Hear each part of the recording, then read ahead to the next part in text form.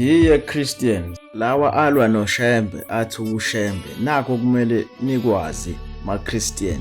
uJesu, uMoses, uShembe abahluke ngalutho labantu, kuhluka imisebenzi. Futhi enimele nikwazi ukuthi uJesu akaphulanga nowodwa umthetho kaMose, ngoba uMose uyafana noJesu. Ngokunjalo futhi noShembe akaphulanga nowodwa umthetho kaMose, ngoba uShembe uyafana noMoses. Let me break it down for you. uJehova wakhuluma kuMose wathi, bheka ngikwenze ube njengoNkulunkulu kuFaro. Uyakukukhulumela kubantu abe ngumlomo kuwe, wena ube njengoNkulunkulu kuye. In this case sithola uMoses etshelwa uNkulunkulu ukuthi umenzile ukuthi abe njengoNkulunkulu kuFaro, nakubantu uyoba njengoNkulunkulu. uNkulunkulu uyamtshela uMoses ukuthi abantu kubona uyoba njengoNkulunkulu. uMoses, ngani na? Ngoba uNkulunkulu uthi yonke into azoyikhuluma uMoses kobe kungakhulumi yena. uMoses wayikhuluma into yenzeke. So ngaloko abantu babezombona uMoses njengoNkulunkulu. Ingakho emtshela uNkulunkulu uMoses. Same thing noJesu futhi uphinde wenza uNkulunkulu the same thing ayitshela uMoses. Uthi uNkulunkulu kuMoses, bheka ngikwenze ube njengoNkulunkulu kuFaro nakubantu. uJesu kubantu ufike wathi, ongibonile mina ubone uNkulunkulu. Usho the very same thing eyisho kuMoses ukuthi bheka ngikwenze ube njengoNkulunkulu. Naye uJesu wenziwe njengoNkulunkulu, akayena uNkulunkulu. Kanti kuMose uNkulunkulu wathi uyakukukhulumela kubantu abe ngumlomo kuwe, wena ube njengoNkulunkulu kuye. noJesu ufike wakhuluma into eyodwa wathi, nezwi enelizwayo akusile lami, kepha elikaNkulunkulu ongithumile. Usho lento eyashiwo kuMoses ukuthi uNkulunkulu uyakukhulumela kubantu abe ngumlomo kuwe, ube njengoNkulunkulu kuye. uJesu wayekhuluma nabantu, bambona njengoNkulunkulu. Yethiwa iBhayibheli nawo likutshela ukuthi uJesu uNkulunkulu. Bese kuba uShembe futhi naye. uNkulunkulu ukhulume naye entabeni enhlangakazi, wamtshela ukuthi ukhuphuke entabeni enhlangakazi ewumfo kaMayekisa. Wathi kodwa manje usewubaba wezizwe zonke, uyobona ngisho into engaphansi komhlaba. uShembe ke lona akavelanga wafunda iBhayibheli wase wakhe inkolo. Uthunyiwe uNkulunkulu, umbizile ongangokuba kwaze kwahamba izingane zakhe emhlabeni, ngithi 11 or 10 weingane ezafa engafuni ukuyamukela lento. Waze washawa nayizulu engafuni ukuyamukela lento. uShembe up until evuma ukuya entabeni enhlangakazi, lapho uNkulunkulu wafika wamnikeza khona amandla lawa asiza ngawo laba bantu bonke laba. Ngakho uShembe uyafana noMoses, uyafana futhi noJesu ngokukhulunyiwe, ngoba uShembe kukhulunywe naye entabeni njengoMoses. Namhlanje abantu babiza uShembe ngoNkulunkulu, njengoba uNkulunkulu wayeshilo kuMoses ukuthi uyakumkhulumela kubantu abe ngumlomo kuwe, wena ube njengoNkulunkulu kuye. Njengoba uShembe wathi uthunywe uNkulunkulu, sine-proof 100% ukuthi ngempela wamthuma yena uNkulunkulu. Entabeni enhlangakazi wathi, ngikunika amandla ukuthi ukwazi ukubona ngisho into engaphansi komhlaba.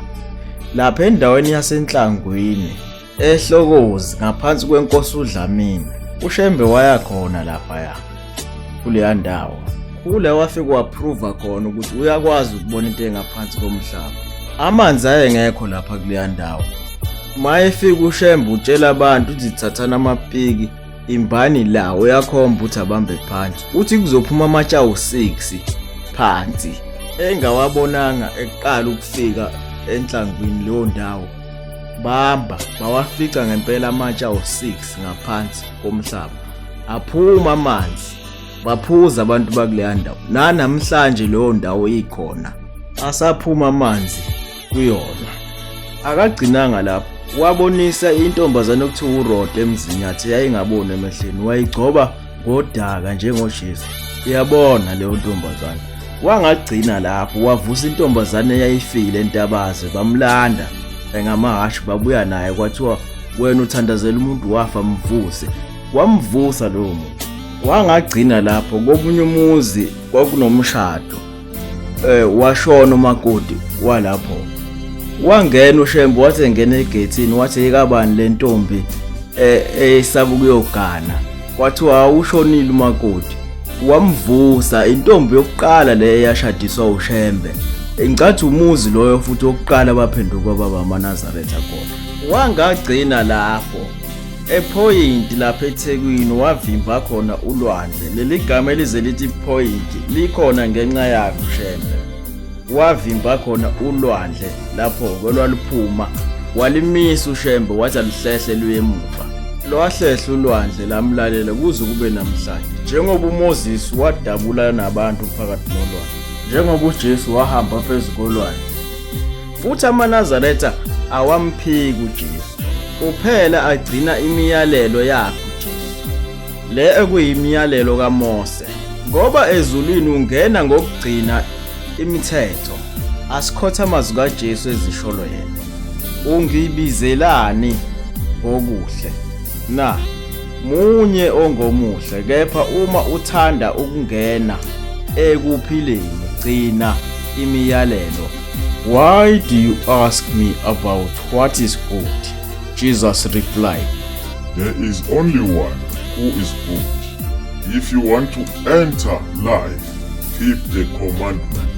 Ngakho-ke ngaleyo mbhalo amaNazaretha wakwazi ukuthi amchithe uJesu, ngoba umsunguli webandla lamaNazaretha ufike wafundisa ukugcina imiyalelo kaJesu. AmaNazaretha enza u-action. uJesu wathi ningabi njengabazenzisi, ngokuba bathanda ukukhuleka bemi ngeenyawo endlini zokusonta. uShembe wathi abantu abaguqa ngamadolo. Waphinda uJesu wathi noma nikhuleka ningathemelezi qondana. AmaNazaretha-ke awathemeleza abizo Sakhatha, oShanda labashiya nazo zonke lezi zilimi ezikhona emasontweni. uShembe ufike wafundisa futhi ngeSabatha, njengoba uJesu kade ligcina iSabatha. Baningi abayivikelayo abathi uJesu wayengaligcina iSabatha. uJesu waba specific wathi kulotshiwe ukuthi abapriesti yibo abaphula iSabatha bangabi nalo icala kuNkulunkulu. Waphinda uJesu wafanekezela wathi uma inkomo yakhe ingangena emgodini kuusuku lweSabatha ngeke uzoyikhiphe inina ngenxa yokuthi usuku lweSabatha. Isimo esiphoqayo ukuthi uluphulu usuku lweSabatha ungathandi, kodwa lokho kumele ukwenze. Wabasiza-ke ngeSabatha. NjengamaNazaretha aye emsebenzini ngeSabatha, isimo esibaphoqayo ukuthi indlala emakhaya uma bangayi emsebenzini. Isimo uJesu wayifanekezela ngalokho, kodwa hayi ukuthi wayetshela abantu ukuthi bangaligcini iSabatha. Ngobani? Wayebashaya ababedayisa ngeSabatha abantu. Waze wathi niphendula indlu kaBaba ibusiness market. Bambulala esiphambanweni. Wathulwa ngolosihlanu. Wangavuka ngeSabatha ngoba bazi ukuthi iSabatha. Waze wavuka Sunday. uSunday ilona akulona usuku olubekwe uNkulunkulu ukuthi akuyokhonzwa ngalo, kodwa amaRoma ashintsha lokho. uConstantine uyena washintsha usuku lweSabatha wathi abantu abadumise ngesonto. Manje wonke umuntu udumisa ngesonto. uJesu wayengadumisi ngesonto, wayedumisa ngosuku lweSabatha. Njengoba uNkulunkulu wayelobile ukuthi asiyombonga ngosuku lwesikhombisa, ilona olubalekile. Akusho ukuthi kwezinye izinsuku asingayi emasontweni asingambonga uNkulunkulu, but ngosuku lwesikhombisa ilona uNkulunkulu asitshela ngalo ukuthi ilona olubalekile, lungcwele lolo suku kuthina. Ezinye izinsuku akayibalanga wathi zingcwele zona. So amaNazaretha azisa usuku lweSabatha njengosuku olukhulu lukaNkulunkulu. Naphakathi nezinsuku ayaya amaNazaretha esontweni, okungangokuba usuku nosuku kuba nenkonzo ebandleni lamaNazaretha njalo ngo-6 ntambama, ngo-12 ebusuku, nango-4 ekuseni, nango-9 futhi ekuseni kuba nenkonzo usuku nosuku, hayi ukuthi asonta ngeSabatha kuphela. But usuku olukhulu yila wonke umuntu ongaphuthi osuke bekhona begcwele ithempeli, akekho olovayo. Kuwumthetho wamaNazaretha ukuthi awalove esontweni ngosuku lweSabatha. Bese ngibuya back kunena amaChristian ukuthi kungani amaNazaretha angamthandazi uJesu noma kungani uShembe angamthandazi uJesu. Ukuthi uJesu uthe yena ngomlomo wakhe uNkulunkulu yena omkhulu kunaye. Yena uShembe wabesetshela amaNazaretha ukuthi awakhuleke kuNkulunkulu straight yena yedwa. Waphinda yena uJesu wathi ukuphila okuphakade yilokhu kuba bazi wena uNkulunkulu wedwa noqinisileyo omthumileyo uJesu. Uyena kumele simazi uNkulunkulu. Ngoba uJesu akayena uNkulunkulu kodwa unjengoNkulunkulu kithi. Ngoba uJesu wachaza wathi angikwazi ukwenza lutho ngokwami kodwa uNkulunkulu okumina osebenza umsebenzi ngami. Waphinda uJesu wathi naloku enginifundisa kona akusiko kwami anifundiswa yimi nifundiswa kodwa uNkulunkulu ukuthi kugcineni lokhu kani ngamadolo ningathemelezi futhi. Akakaze adle ingulube, akakaze aligunda ikhanda lakhe, akakaze adwebe ama-tattoo, akakaze agqoke isiketi, akakaze abe isitabane, akakaze agcobe abantu besifazane athi ababa bafundisi, akakaze athi kupende umlomo, akakaze atshele abesifazane ukuthi bangene bangashuqulile esontweni, akakaze wabatshela ukuthi bafake iy'nkobe, akakaze wabatshela ukuthi bafake iy'nsipho, akakaze wabatshela ukuthi bafake amabhuluku, akakaze namadoda wabatshela ukuthi agqoke iy'keti, akakaze ukuthi siyogunda intshebe, akakaze athi sigunda amafethi ney'moholo, akakaze azisho zonke lezi zinto. Kodwa uthi lowo othi ngiyamazi engagcini imiyalo yakhe ungumqambi manga, iqinisa likho kuye. Ngakho kuShembe wathi asigcine imiyalo yakhe uJesu ayifundisayo, iyona ndlela ke simthanda ngayo eNazaretha nesimamukela ngayo thina uphila kithina. Ngoba yena uthi ongangithandiyo akagcina amazwi ami, nezwe nilizoya kusilo elami kepha elikaNkulunkulu ongithumileyo. Manje kuma sengizoba isitabane, sengiligunda ikhanda, sengidla ingulube, sengenza zonke lezi zinto engingatshelwanga ngazo, okusho ukuthi uNkulunkulu mina angimthandi kahle kahle ngoba uthi yena nezwe nilizoya kulona elami elikaNkulunkulu. Kusho lezi zinto athi uNkulunkulu asiyiyeke, kusho ukuthi wena awumhloniphi uNkulunkulu, zenza ngenkande lezi. Uyasho futhi uJesu ukuthi yiyo lento ezokubambisa ngisho nangale kwelizayo usufikile, yiyo ezokuqhatha. Nangu esho ethi ningacabangi ukuthi ngiyakunimangalela kuNkulunkulu. Ukhona onimangalelayo uMose enithemba kuye. uMose is the law, imithetho. Uma ungayigcina imithetho angiyakudabukela kwelizayo. Usho yena uthi ningathi ngize ukuchitha umthetho nabaprofeti, angizange ukuchitha, ngize ukuzogcwalisa. Ngiyakudabukela kwelizayo. Manje ke sesingena ebandleni leChristianity ukuthi lisungulwe ubani. Lusungulwa ilomlisa okuthiwa uApostle Paul. Lo mlisa ke akayena umfundi kaJesu. Kulabo abawu-12 yena akekho, akaze ahlangana futhi lo mlisa noJesu. Kodwa siyithola eBhayibhelini sekuwuye obhale izincwadi zeNew Testament eziwu-23 kusuka ku-Acts kuya ku-Revelation, izenzo kuya kuyisambulo. Uyena ochaza kangcono ngoJesu, azasitshela ukuthi uma ebuya uJesu kuyoba njani. Kanti uJesu yena wathi akekho waziyo nazi ngelosi kuphela uNkulunkulu kuphela. Kodwa lo mlisi useyazi ukuthi yena kuyoba njani. Unibhalele kusuka ku-Acts uya ku-Revelation. Aphinda athi lo mlisa umuntu ulungiswa ngokukholwa ngaphandle kwemisebenzi yomthetho. Uyamphikisa uJesu lo mlisa. AmaChristian alalela lo mlisa lo ngoba akho mthetho amaChristian awugcinayo. Bayagunda, badla ingulube, kunomama umfundisi, bafaka ama-frontali, abashuquli, bathandaza bemi ngeenyawo, bayathemeleza, abesifazane bagqoka amabhulukwe, abesilisa bagqoka iy'keti, bashadisa iy'tabane, etc. Kuningi. Kodwa zonke lezo y'fundiso ezikalomlisa lo kusukela ku-Acts kuya ku-Revelation, zonke lezo y'fundiso zikaPaul, hayi zikaJesu. And uJesu wayeshiya amazwi wathi bangikhonza ngeze befundisa izifundiso ezimiyalo yabantu.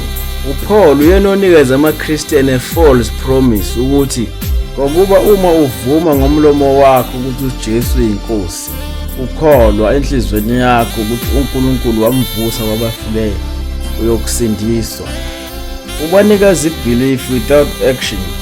Uthi nje abakholwa, that's why ama-Christian they believe in a Jesus name. Kodwa uJesu yena wathi, ungibizelani ngokuhle namunye ongomuhle, kepha uma uthanda ukungena ekuphileni, gcina imiyalelo. Keep the commandment. Ukuphila okuphakade yilokhu kuba bazi wena uNkulunkulu wedwa oqinisileyo nomthumile. uPaul uphoqa abantu ngokufa kukaJesu ukuthi abakhonze uJesu ngokufa kwakhe. That's why uzothola ama-Christian amaningi ekutshela ngokuthi uShembe uyafa nje, uJesu akazange afe, wavuka, so ngimkhonza ngaloko. Banaleyo belief ukuthi kumele uze ube yiChristian ukuze ungene embusweni wezulu. Kanti cha, akunjalo. Christianity is a man-made religion created by Apostle Paul using Yeshua's identity. After that, kuqhamuke uKing James. He took Paul's writing, waqhubeka naye uye kofika naleli gama elithi Jesus Christ elisusa kuYeshua. So ke uKing James lona uyena waqamba uYeshua wambiza ngoJesus Christ. Kanti uYeshua wayibiza ngoMashiach, the Messiah ngeEnglish. Yena ke wathi uJesus Christ. Bonke abantu ngibathandaza kuleli gama elithi Jesus Christ. uKing James lo umuntu wayengayena umprofeti, umuntu nje wayepolitiki owathatha uthando namanje usagaya imali. Umndeni wakhe usa-rich namhlanje ukuthi washintsha iBhayibheli walenza i-English. Yabo. So nje amaNazaretha uyowahlulela ngoba ungazi. Iqiniso kumele ulufune ulazi before ubahlulela abantu. Futhi ama-Christian ajwayele ukusebenzisa lo mbhalo othi mina ngiyindlela neqiniso, akekho yakubaba ngaphandle kwami. Umbuzo enginawo, mangabe ethunyeleka Israyeli manje batshela ukuthi cha, uthi uNkulunkulu philani kanje, wayengekho phela omunye umuntu wayethunywe kaIsrayeli uNkulunkulu ngaphandle kwakhe. Ngakho uye yedwa wayindlela neqiniso, wayezotshela abantu into efuna uNkulunkulu. Manje kwakufanele athini kanti? Ngibuye ngizophendula lama-Christian alandela izifundiso zikaPaul. Angikhothe lencwadi abajwayele ukuyikhotha lama-Christian. Ayikho insindiso ngomunye, ngokuba likho futhi elinye igama phansi kwezulu elinikwe ebantwini esimiselwe ukusindisa ngalo. Yebo, balalela uPaul, bajaja abantu ngoPaul, akuyena uJesu lo. uJesu wathi, ngiqinisile ngithi kini, akukho umprofeti owamukelwa ezweni lakubo. uJesu uyazi ukuthi isizwe nesizwe sinomprofeti wakhona. uJesu ubuyisa lo mbhalo, ngiyakubavusela umprofeti onjengawe phakathi kwabafowabo, ngibeke amazwi ami emlonyeni wakhe, akhulume kubo konke enginiyala ngakho. uJesu uphinde wawabuyisa lamazwi wathi, imfundiso yami akusiye yami kodwa eyongithumileyo. Jesu still usabuyisa lamazwi lawa e-Old Testament. Read your Bible, ungagijimela izifundiso zikaPaul. uShembe ungena la, ngiyakucela kubaba nipho omunye umduduzo ukuba hlale kini phakade, umoya weqiniso, izwe elingeke limamukele ngokuba lingamboni, lingamazi. Nina niyamazi yena ngokuba uhlala nani, uyakuba unina. uJesu uyaphinda ubuyisa lo mbhalo ukuthi ngiqinisile ngithi kini akukho umprofeti owamukela ezweni lakubo. Umuntu lona ozofika, kodwa loyo muntu umbethwe umoya ongcwele. Angikuthathele futhi phansi ngikukhothele. Uma esefikile yena, umoya weqiniso uza kuniholela kulo lonke iqiniso, ngokuba akayi kukhuluma ngokwakhe, kodwa lokho akuzwayo uyakukukhuluma anibikele okuzayo. uJesu usabuyisa amazwi okuqala. uNkulunkulu uyakukhulumela kubantu abe ngumlomo kuwe, wena ube njengoNkulunkulu. umuntu ozofika uNkulunkulu, uShembe uNkulunkulu, whatever you like it or not. Kepha umduduzi, umoya ongcwele, uBaba uyakumthumela egameni lami, uyakunifundisa konke, anikhumbuze konke enginitshele kona. Ngishilo ngathi uShembe akasitshelanga ngeifundiso zomunye umuntu, usitshele ngeifundiso zikaJesu, hayi zikaPaul. Futhi umoya ukwazi ukufundisa umuntu, awukwazi nokumkhumbuza futhi umuntu. Ngakho uShembe wasisendiye ukuthi azotshela abantu ukuthi bagcine imiyalelo. uPaul uyiphule yonke, wathi abantu abadle zonke izilwane ezingadliwa, wathi abantu abangayigcini imithetho. AmaChristian enza lowo. I'm not against Christian, I'm against amanga nenzondo ebhekiswe eNazaretha kusetshenziswa uJesu.